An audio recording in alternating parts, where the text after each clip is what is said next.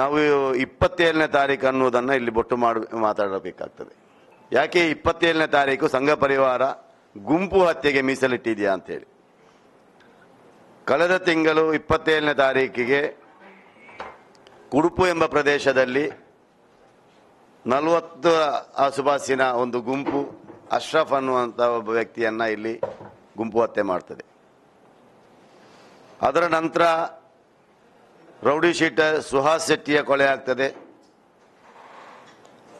ಅದರ ಮುಂದಿನ ಭಾಗವಾಗಿ ಈ ನಗರದಲ್ಲಿ ನಗರ ವ್ಯಾಪ್ತಿಯಲ್ಲಿಯೇ ಸರಿಸುಮಾರು 11 ಚೂರಿ ರೀತಿಗಳು ಮತ್ತು ಹಲ್ಲೆಗಳು ಪ್ರಕರಣಗಳು ದಾಖಲಾಗ್ತದೆ.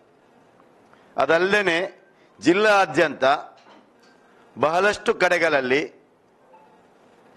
ಹಲ್ಲೆಗೆ ಯತ್ನಗಳು ನಡೀತದೆ. ಒಂದು ತಂಡ ರೌಡಿ ಪಟದಲ್ಲಿರ್ತಕ್ಕಂತಹ ತಂಡಗಳು ಆಯುಧಗಳನ್ನಿಟ್ಟುಕೊಂಡು ಕೆಲವೊಂದು ವ್ಯಕ್ತಿಗಳನ್ನು ಹಿಮ್ಮೆಟ್ಟಿಸಿದ್ದು, ಕೆಲವೊಂದು ಮನೆ ಬಾಗಿಲಿಗೆ ಹೋಗಿರುವಂತಹದ್ದು ಕೂಡ ಈ ಸಮಾಜದಲ್ಲಿ ನಮಗೆ ಕಾಣಲಿಕ್ಕೆ ಸಾಧ್ಯವಾಗಿದೆ. ಇದೆಲ್ಲವೂ ಕೂಡ ಇಲಾಖೆಯ ಗಮನಕ್ಕಿದ್ದು, ಈಗಾಗಲೇ ನಾಯಕರುಗಳು ಪ್ರಸ್ತಾಪ ಮಾಡಿದಂತೆ ಇದೆಲ್ಲವೂ ಕೂಡ ಇಲಾಖೆಯ ಗಮನಕ್ಕಿದ್ದು ಕೂಡ ಇಷ್ಟು ಒಂದು ಪ್ರೀ ಪ್ಲಾನ್ಡ್ ಆಗಿ ಒಬ್ಬ ಅಬ್ದುಲ್ ರಹೀಂ ಅನ್ನುವಂತಹ ಒಬ್ಬ ಅಮಾಯಕ ಮುಗ್ಧ ವ್ಯಕ್ತಿ ಯಾವುದೇ ಸಂಘಟನೆಗಳಲ್ಲಿ, ಯಾವುದೇ ಸಂಘ ಸಂಸ್ಥೆಗಳಲ್ಲಿ ಅಥವಾ ಯಾವುದೇ ಒಂದು ರಾಜಕೀಯ ಪಕ್ಷದಲ್ಲಿ ತೊಡಗಿಸಿಕೊಳ್ಳದೇನೆ ತಾನು ತನ್ನ ಸಮಾಜ ಸೇವೆ ತಮ್ಮ ಸಮಾಜ, ಅಲ್ಲಿ ಸಮಾಜ ಅಂತ ಹೇಳುವಾಗ ಒಂದು ಧರ್ಮ ಮಾತ್ರ ಅಲ್ಲ, ಆ ಪ್ರದೇಶದಲ್ಲಿ ಹೋಗಿ ಮುಸಲ್ಮಾನರಿಗಿಂತ ಜಾಸ್ತಿ ಮುಸ್ಲಿಮೇತರರು ಅಥವಾ ಹಿಂದೂಗಳು ವಾಸಿಸುವಂತಹ ಆ ಪ್ರದೇಶದಲ್ಲಿ ಎಲ್ರಿಗೂ ಇಷ್ಟಪಡುವಂತಹ ಒಬ್ಬ ವ್ಯಕ್ತಿಯಾಗಿದ್ದ, ಎಲ್ಲರೂ ಒಪ್ಪಿಕೊಳ್ಳುವಂತಹ ಒಬ್ಬ ವ್ಯಕ್ತಿತ್ವ ಆಗಿತ್ತು ಅನ್ನೋದು, ಎಲ್ಲರಿಗೂ ಸ್ಪಂದಿಸುವಂತಹ ಒಂದು ಮನಸ್ಥಿತಿಯ ಒಬ್ಬ ವ್ಯಕ್ತಿಯಾಗಿದ್ದಂತಹ ವ್ಯಕ್ತಿಯನ್ನ ಮರಳಬೇಕು ಅನ್ನುವಂತಹ ನೆಪವನ್ನೊಡ್ಡಿ ಅವರನ್ನು ಕರೆಸಿಕೊಂಡು ಹೀನಾಯ ರೀತಿಯಲ್ಲಿ ಕ್ರೂರ ರೀತಿಯಲ್ಲಿ ಗುಂಪು ಹತ್ಯೆ ಮಾಡಿ ಅವರು ಹತ್ಯೆ ಮಾಡ್ತಾರಂತ ಹೇಳಿದರೆ ಇವರ ಮನಸ್ಥಿತಿಯನ್ನು ನಾವು ಅರ್ಥ ಮಾಡ್ಕೋಬೇಕು. ಇಲ್ಲಿ ಇದಕ್ಕೆಲ್ಲದಕ್ಕೂ ಮೂಲ ಕಾರಣ ಇಲ್ಲಿ ನಡೆಯುವಂತಹ ಪ್ರಚೋದನಕಾರಿ ಭಾಷಣಗಳು.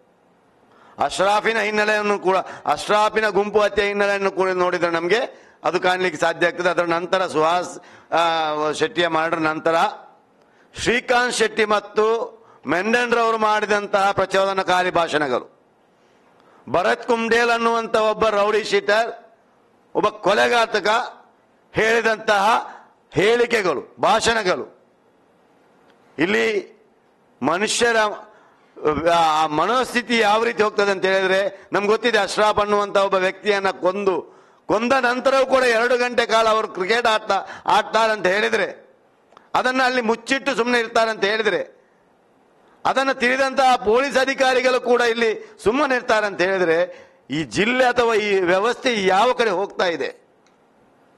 ಬಹಳ ದುಃಖ ಆಗ್ತಾ ಇದೆ, ಆತಂಕ ಆಗ್ತಾ ಇದೆ. ಈ ರಹೀಂ ಅನ್ನುವಂತಹ ವ್ಯಕ್ತಿಯ ಕೊಲೆ ಮತ್ತು ಕಲಂದರ್ ಸಾಪಿಯ ಕೊಲೆ ಯತ್ನ ಏನಿದೆ, ಇದೊಂದು ಸಂಘಟಿತವಾದಂತಹ ಪೂರ್ವ ನಿಯೋಜಿತವಾದಂತಹ ಪ್ರಚೋದನಕಾರಿಯಾದಂತಹ ಸುಹಾಸ್ ಶೆಟ್ಟಿಗೆ ಪ್ರತಿಕಾರ ತೀರಿಸಬೇಕು ಅನ್ನುವಂತಹ ನಿಟ್ಟಿನಲ್ಲಿ ಮಾಡಿದಂತಹ ಕೊಲೆ. ಇದರ ಹಿಂದೆ ಇರತಕ್ಕಂತಹ ಭರತ್ ಕುಂಡೇಲನ್ನು ಇಲ್ಲಿ ಅರೆಸ್ಟ್ ಮಾಡಬೇಕು. ಇದಕ್ಕೆ ಮೂಲ ಕಾರಣವಾದಂತಹ ಈ ಗುಂಪು ಹತ್ಯೆಗೆ ನೇತೃತ್ವ ನೀಡಿದಂತಹ, ಅಲ್ಲಿ ಅಶ್ರಾಫ್ ಗುಂಪು ಹತ್ಯೆಗೆ ನೇತೃತ್ವ ನೀಡಿದಂತಹ ರವೀಂದ್ರ ಪಿಸ್ತೂಲ್ ರವಿಯನ್ನು ಇಷ್ಟರವರೆಗೆ ಬಂಧನವಾಗಲಿಲ್ಲ. ಅದೇ ರೀತಿ ಅಬ್ದುಲ್ ರಹಿಮಾನ್ ರಹೀಮನ ಹತ್ಯೆ ಮಾಡಿದಂತಹ ಮತ್ತು ಕಲಂದರ್ ಸಾಫಿ ಹತ್ಯೆ ಮಾಡಿದಂತಹ ಇದಕ್ಕೆ ನೇತೃತ್ವ ಕೊಟ್ಟಂತಹ ಭರತ್ ಕುಂಡೇಲ್ ಅನ್ನು ಕೂಡ ಇಷ್ಟರವರೆಗೆ FIR ಅಲ್ಲಿ ಇವರು ದಾಖಲೆ ಮಾಡಲಿಲ್ಲ ಅಂತ ಹೇಳಿದ್ರೆ, ಅವರನ್ನ ಬಂಧನ ಮಾಡಲಿಲ್ಲ, ಅವರನ್ನ ಎನ್ಕ್ವೈರಿ ಮಾಡಲಿಲ್ಲ ಅಂತ ಹೇಳಿದ್ರೆ, ಅಲ್ಲಿ ಸ್ಥಳೀಯವಾಗಿ ನಮಗೆ ಬಹಳಷ್ಟು ಮಾಹಿತಿಗಳು ಸಿಗ್ತಾ ಇದೆ.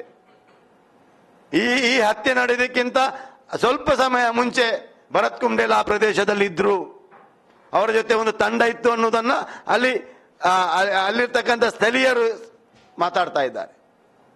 ಇಂತಹ ಮಾಹಿತಿಗಳು ಇಲಾಖೆಗಿಲ್ವಾ? ಇನ್ನಷ್ಟು ಹೆಣಗಳು ಬೀಳ್ಬೇಕು. ಇಲ್ಲಿ ಮುಸಲ್ಮಾನರು, ಹಿಂದೂಗಳು, ಕ್ರೈಸ್ತರಂತಲ್ಲ, ನಾನು ಕೇಳ್ತಾ ಇರೋದು ಇಲಾಖೆಯಲ್ಲಿ ಅಥವಾ ಈ ಜಿಲ್ಲಾಡಳಿತದಲ್ಲಿ, ಈ ವ್ಯವಸ್ಥೆಯಲ್ಲಿ, ಈ ಸರ್ಕಾರದಲ್ಲಿ ಇನ್ನೆಷ್ಟು ಹೆಣಗಳು ಬೀಳ್ಬೇಕು? ಇನ್ನೆಷ್ಟು ಅಮಾಯಕರು ಇಲ್ಲಿ ಸಾಯಬೇಕು, ಇನ್ನೆಷ್ಟು ನಾಶ ಆಗ್ಬೇಕು ಅಂತ ನೀವು ಕಾಯ್ತಾ ಇದ್ದೀರಿ. ಹೆಣಗಳನ್ನಿಟ್ಟು ಇಲ್ಲಿ ರಾಜಕೀಯ ಮಾಡ್ತಾ ಇದ್ದೀರಲ್ಲ, ನಿಮ್ಗೆ ನಾಚಿಕೆ ಆಗುದಿಲ್ವಾ? 27ನೇ ತಾರೀಕಿಗೆ ಹತ್ಯೆ ಆಗಿದೆ, ಜಿಲ್ಲೆಯಲ್ಲಿ ಈ ರೀತಿಯ ವಾತಾವರಣ ಇದೆ. ಕನಿಷ್ಠ ಸೌಜನ್ಯಕ್ಕಾದ್ರೂ ಒಬ್ಬ ಸರ್ಕಾರದ ಪ್ರತಿನಿಧಿ ಬಂದ್ರ ಇಲ್ಲಿ? ಈ ಜಿಲ್ಲೆಗೆ ಕನಿಷ್ಠ ಅವ್ರಿಗೆ ಜ್ಞಾನ ಇಲ್ವಾ? ಅವ್ರಿಗೆ ಒಂದು ನೈತಿಕತೆ ಇಲ್ವಾ? ಸರ್ಕಾರದ ಪ್ರತಿನಿಧಿ ಅನ್ನುವಂತಹ ವ್ಯಕ್ತಿಗಳು ಇಲ್ಲಿ ಇಲ್ವಾ? ಏನು ಆ ಒಂದು ಉಸ್ತುವಾರಿ ಗೆಸ್ಟ್ ಮಿನಿಸ್ಟರ್ ಅಂತ ಹೇಳ್ತಾರೆ, ಅದಕ್ಕೆ ಮಾತ್ರ ಸೀಮಿತನ? ಒಂದು ಪೊಲೀಸ್ ಅಧಿಕಾರಿಯನ್ನ, ಮೇಲಾಧಿಕಾರಿಯನ್ನ ಕರೆದು ಒಂದು ಪ್ರೆಸ್ ಮೀಟ್ ಮಾಡಿದ್ರೆ ಮುಗೀತಾ ಇಲ್ಲಿ? ಯಾಕೆ ಈ ರೀತಿ ಆಗ್ತಾ ಇದೆ? ಯಾಕೆ ಮುಖ್ಯಮಂತ್ರಿಗಳಿಗೆ ಇದರ ಗಂಭೀರತೆ ಅರ್ಥ ಆಗ್ತಾ ಇಲ್ಲ? ಯಾಕೆ ಈ ವ್ಯವಸ್ಥೆಗೆ ನಮ್ಮ ಗಂಭೀರತೆ, ಈ ಜಿಲ್ಲೆಯ ಗಂಭೀರತೆ ಅರ್ಥ ಆಗ್ತಾ ಇಲ್ಲ? ಇಲ್ಲಿ ಚರ್ಚೆ ಆಗ್ಬೇಕಾಗಿರೋದು ಏನು? ಇಲ್ಲಿ ಚರ್ಚೆ ಆಗ್ತಾ ಇರುವುದೇನು? ಒಬ್ಬ ಉಸ್ತುವಾರಿ ಸಚಿವ ಯಾವ ಆಧಾರದಲ್ಲಿ ಅದನ್ನು ವೈಯಕ್ತಿಕ ಕೊಲೆ ಅಂತ ಹೇಳ್ತಾರೆ? ರಹೀಂ ಮಾಡಿದಂತಹ ಗಲಾಟೆ ಅಂತ ಹೇಳುವಂತ FIR ತೋರಿಸಿ, ದೂರುಗಳನ್ನು ತೋರಿಸಿ. ಎಲ್ಲಾದ್ರೂ ಒಂದು ದೂರು ದಾಖಲಾಗಿದೆ ರಹೀಂ ವಿರುದ್ಧ ಅಥವಾ ಖಾನರ್ ಸಾಫಿ ವಿರುದ್ಧ?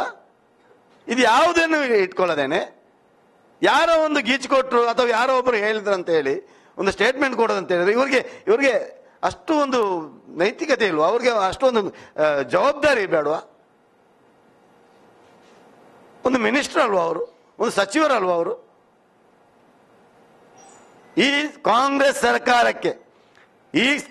ಸರ್ಕಾರಕ್ಕೆ ಸಿಕ್ಕಿದಂತಹ ಮತಗಳು ಈ ನಾಡಿನ ಬಹುಸಂಖ್ಯಾತರ ಮುಸಲ್ಮಾನರದ್ದು ಮತ್ತು ಹಿಂದೂಗಳದ್ದು, ಕ್ರೈಸ್ತರದ್ದಾಗಿರುತ್ತದೆ.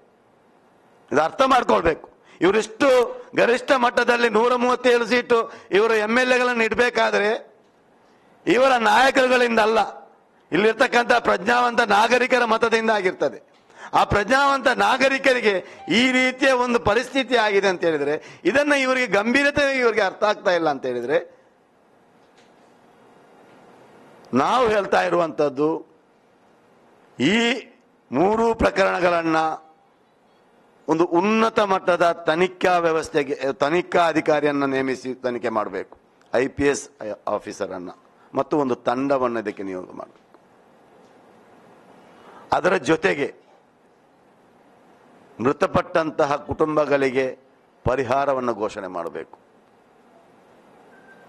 ಅದರಲ್ಲಿ ಈ ಪ್ರಕರಣದಲ್ಲೂ ಇದರ ಹಿಂದಿನ ಪ್ರಕರಣದಲ್ಲೂ ಬಹಳಷ್ಟು ಚೂರಿದತಿಗಳು ಮತ್ತು ಹಲ್ಲೆಗಳು, ಹತ್ಯಾ ಯತ್ನಗಳು ನಡೆದಿದೆ. ಅವರ ಹಾಸ್ಪಿಟಲ್ನ ಬಿಲ್ ಏನಿದೆ, ಆಸ್ಪತ್ರೆಯ ಬಿಲ್ಲಿನ ಖರ್ಚು ವೆಚ್ಚವನ್ನು ಸರ್ಕಾರ ಭರಿಸಬೇಕು. ಮತ್ತು ಯಾರೆಲ್ಲ ಅದರಲ್ಲಿ ದುಡಿಲಿಕ್ಕೆ ಸಾಧ್ಯ ಆಗ್ತಾ ಇಲ್ಲ, ಗೊತ್ತಿರಬಹುದು, ಆ ಇಮ್ರಾನ್ ಅನ್ನುವಂತಹ ಕಣ್ಣೂರಿನ ಹುಡುಗ ಇವತ್ತಿಗೂ ದುಡಿಲಿಕ್ಕೆ ಹೋಗ್ಲಿಕ್ಕೆ ಆಗ್ತಾ ಇಲ್ಲ. 1 ತಿಂಗಳು ದಾಟಿತು. ಅವನ ಸಂಸಾರದ ವ್ಯವಸ್ಥೆ ಏನು, ಆರ್ಥಿಕ ವ್ಯವಸ್ಥೆ ಏನು, ಯಾರು ನೋಡ್ಕೊಳ್ತಾರೆ? ಲುಕ್ಮಾನಿಗೆ ಇವತ್ತಿಗೂ ಕೂಡ ದುಡಿಲಿಕ್ಕೆ ಆಗ್ತಾ ಇಲ್ಲ. ಇನ್ನು ಈ ಕಲಂದರ್ ಸಾಫಿ ಒಬ್ಬ ಮನುಷ್ಯನ ತರ ಆಗ್ಬೇಕಾದ್ರೆ ಎಷ್ಟು ದಿವಸ ಆಗ್ಬೋದು? ಕೈಯನ್ನು ನೋಡಿದಿರ್ಬೋದು. ನನಗಿಂತ ಜಾಸ್ತಿ ಮಾಧ್ಯಮ ಮಿತ್ರರು ನಿಮ್ಗೆ ಗೊತ್ತಿದೆ ಯಾವ ರೀತಿ, ಯಾವ ಒಂದು ವಿಕೃತ ಮನಸ್ಥಿತಿ ಇವರದು. ಈ ವ್ಯಕ್ತಿಗಳಿಗೆ ಕೂಡ ಯಾರು ಹಲ್ಲೆಗೆ ಒಳಪಟ್ಟು ದುಡಿಲಿಕ್ಕೆ ಆಗದೆ ತನ್ನ ಜೀವನವನ್ನು ಕಳೀತಾ ಇದ್ದಾರೆ, ಅವರ ಮನೆಗೂ ಕೂಡ ಇವರು ಆರ್ಥಿಕ ನೆರವನ್ನು ಸರ್ಕಾರ ಘೋಷಣೆ ಮಾಡಬೇಕು. ಭರತ್ ಕುಂಡೇಲ್ ಅನ್ನುವಂತಹ ಆ ಕೊಲೆಯ ಸೂತ್ರಧಾರನನ್ನ ಬಂಧಿಸಬೇಕು. ಅದರ ಜೊತೆಗೆ ಇದಕ್ಕೆ ಪ್ರಚೋದನೆ ಕೊಟ್ಟಂತಹ, ಈ ಕೊಲೆಗೆ ಪ್ರಚೋದನೆ ಭಾಷಣ ಮಾಡಿ ಇವರನ್ನ ಮೋಟಿವೇಶನ್ ಮಾಡಿದಂತಹ ಶ್ರೀಕಾಂತ್ ಶೆಟ್ಟಿ ಮತ್ತು ಮೆಂಡನ್ರ ವಿರುದ್ಧವೂ ಕೂಡ ದೂರು ದಾಖಲಾಗಿ ಇವರನ್ನು ಕೂಡ ಆ ಕೊಲೆ ಕೇಸಿನಲ್ಲಿ ಸೇರಿಸಿ ಬಂಧನ ಮಾಡಬೇಕು. ಮತ್ತು ಈ ಜಿಲ್ಲೆಯ ಶಾಶ್ವತ ಶಾಂತಿ ಮತ್ತು ಸಾಮರಸ್ಯಕ್ಕೆ ಬೇಕಾದಂತಹ ಕಾರ್ಯಯೋಜನೆಯನ್ನು ಸರ್ಕಾರ ಹಾಕಬೇಕು. ಬರೇ ಇಲ್ಲಿ ಸ್ಟೇಟ್ಮೆಂಟ್ ಕೊಟ್ಟು ಇಲ್ಲಿ ಹೋದ್ರೆ ಆಗ್ಲಿಕ್ಕಿಲ್ಲ.